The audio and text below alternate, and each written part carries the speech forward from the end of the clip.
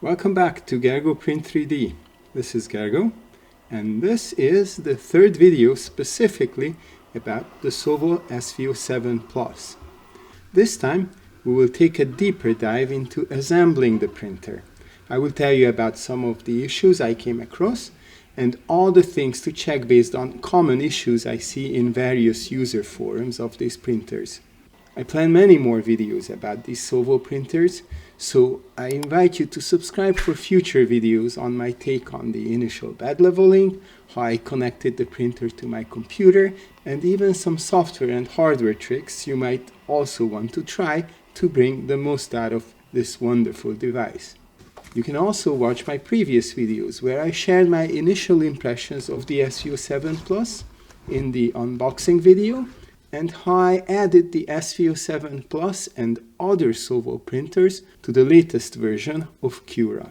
Before anything else though, I would like to celebrate the first 500 subscribers of this brand new YouTube channel and take the opportunity to express my deepest appreciation for all of you who supported and encouraged this endeavor with your likes and subscriptions. Thank you, thank you. So now, let's talk about how I assembled the SV07 Plus.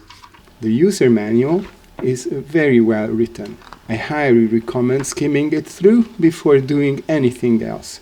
If you are still waiting for your printer to be shipped, did you know you can already access the PDF version of the manual on the SOVOL website?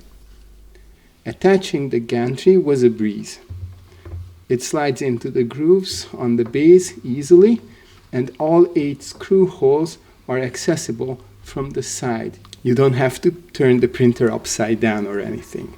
I drove in all screws loosely first, and then went around a few times tightening them. I checked, and everything was nice and square at the end. Checking the underside of the X-axis carriage, however, I realized the belt was twisted. Mine was a beta unit, so hopefully this won't be a recurring issue, but it might be worth a quick check for you too. This is how it should look if it's okay. It's not hard to fix, but better to do it before mounting the extruder or even adjusting the tightness of the carriage wheels or the belt tension. The user manual did not provide any hints, however, on how to attach the auxiliary fan to the X-axis using the T-nuts, which I had never used before. After doing some research and practice, I can share some tips with you. Insert both T-nuts parallel to the V-slot first. Loosen them slightly. This will push them into the slot a little bit. And then, as you tighten the screw, the T-nut will turn sideways inside and catch to the edge of the slot by itself. I was also confused about how to route the extruder ribbon cable when I first got my unit.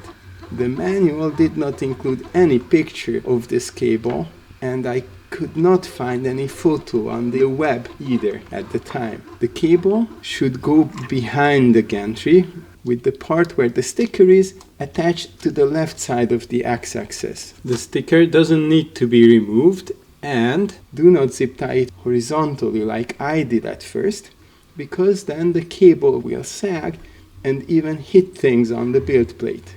Instead, print the bracket included on the USB stick and use it to attach it vertically like this. Notice that the back part of the bracket broke off for me, but you can still use a pair of zip ties to attach the cable, and it won't even look bad. When oriented this way, the cable will hold much better and be out of the way. As I mentioned in my previous video, I had no prior experience with V-slot wheels, so I had to do some research and learn how to adjust the eccentric nuts on both the extruder carriage and the bed until they were tight enough. They were both very wobbly out of the box. Now I'm getting great results with this level of tightness, and they can still move freely. However, the Z-axis wheels did not need any adjustment on my unit. The belt tensioning screws on these SOVOL printers are so convenient. I already told you about the twisted X-axis belt, and I also adjusted the Y-axis motor belt under the bed. Listen as I strum them. Hopefully this will give you an idea on how they should sound to avoid layer shifts if they are too loose, or overloading the motors if they are too tight. After connecting the rest of the cables and making sure the voltage selector on the back was set to the correct value for my region, I plugged in and turned on the printer. It took less than a minute for the screen to boot up. At first, you would only see 2 LEDs on the top light up, and then the intro screen would appear. This was my first time using Clipper, but it only took me a few minutes to get familiar with the various options. I already mentioned my initial troubles with homing. In the first step of the homing process, the printer attempts to raise the head by a few millimeters. However, my printer came with the Z-axis driven all the way up, so homing just failed. It couldn't move any towards the top. I had to manually lower the x-axis by turning the lead screws before it could go through with homing. Now that the printer is turned on, let me tell you a few more things to check on the extruder. For all of these, I suggest removing the cover. You will see that I eventually got rid of this cover for good, but we will talk about that in a later video. The first thing to inspect is the grub screw inside the extruder. To do this, remove the filament tensioning screw on the side of the extruder. It took me 5 full turns to unscrew mine. I counted. Fold out the small maintenance door, and you will be able to turn the cog inside until you see the grub screw. Use the smallest included Allen key to make sure the screw is tight enough. It can cause a lot of problems in the extruder if it comes loose.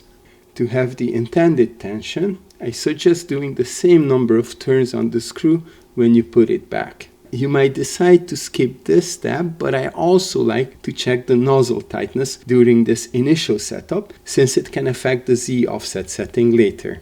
On the SOVOL Plus, which uses the same extruder system, there were reports of loose nozzles that leaked and caused a lot of trouble. Hopefully, SOVOL's new models are free from this issue, but it might be worth checking. For this, remove the silicone sock and heat the nozzle to 260 or even 270 degrees Celsius.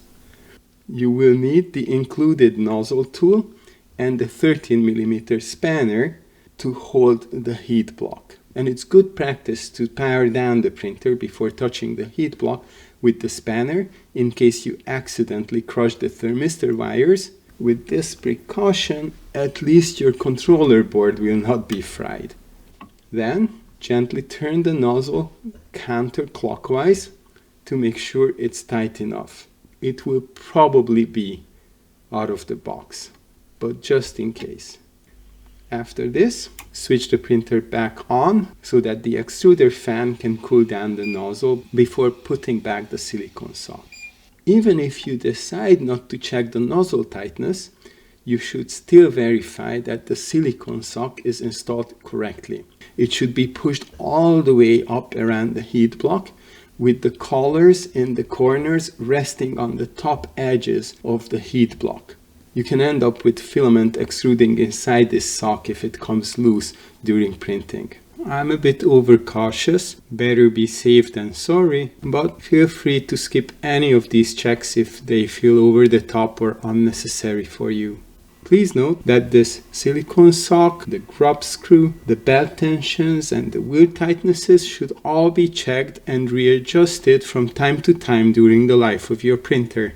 And this concluded the assembly of my printer, and I was ready to level the bed, set up the software, and print the first test pieces. Make sure to subscribe because I will talk about all of these in detail in my next videos. Feel free to post any questions or suggestions in the comment section below about what else you would like to hear from me next time. Until then, happy printing!